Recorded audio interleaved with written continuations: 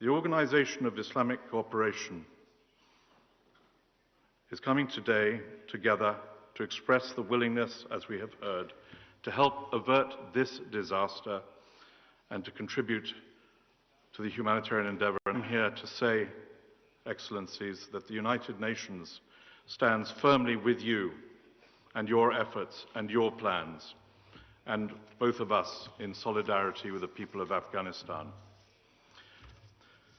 Next year, the United Nations will seek funding for the largest ever appeal for humanitarian assistance for a country, an annual appeal of about $4.5 billion to help the most vulnerable in Afghanistan with life-saving assistance. But our plan is a stopgap measure for over 21 million people who need that assistance. Of course, it must be funded as a matter of priority. But the crisis is huge. The humanitarian response is effective and it continues to scale up.